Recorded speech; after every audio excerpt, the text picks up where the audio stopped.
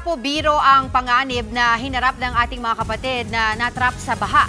Bukod sa pahirapan ng pagsagip, ang iba sa kanila hindi na inabutang buhay ng mga rescuer. Nasa frontline ng balitang yan, si Brian Basa.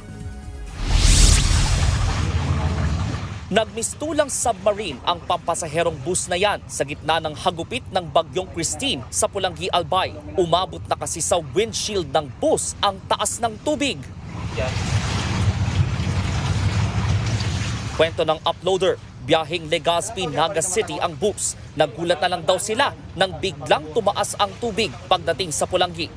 Bumabaha naman po doon, pero hindi yung mga ganun biglaan. Wala talagang magre-rescue. Yung mismong rescuers na vehicles na gamit were subjected also to rescue.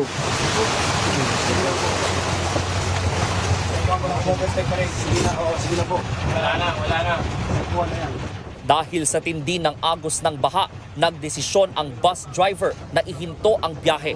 Kinabukasan na nasagip ang mga sakay ng bus. Nagsilbi namang evacuation center ng mahigit 80 pamilya ang Pulangi Parish Church dahil pa rin ito sa matinding baha. Sa bayan naman ng Libon, bangkay ng natagpuan ang isang lalaki sa kasagsagan ng rescue operation ng Philippine Coast Guard. Nalunod daw ang biktima matapos matrap sa binahang bahay. Ayon sa Public Safety and Emergency Office ng Albay, record-breaking ang ulan sa probinsya. Pumalo sa higit 500 millimeters ang buhos ng tubig sa loob lang ng isang araw. Katumbas yan ng 2 buwang pag-ulan.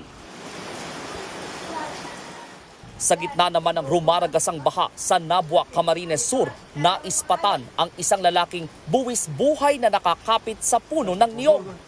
Mula umaga hanggang hapon, mahigpit na nakayakap ang lalaki sa puno. Tuluyan lang siyang na-rescue gamit ang bangka.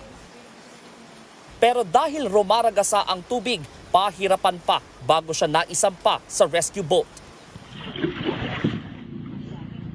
26 na residente naman, kabilang ang 15 bata, ang nasagip sa Maharlika Highway sa Baaw, Camarines Sur. Nagbabalita mula sa Frontline, Brian Basa, News 5. Mga kapatid, Dimples Romana po, kumpletuhin ang inyong umaga ng mga kwentong puno ng inspirasyon.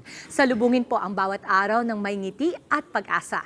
Kaya't mag-subscribe na po at mag-follow na sa aming social media pages ng News 5.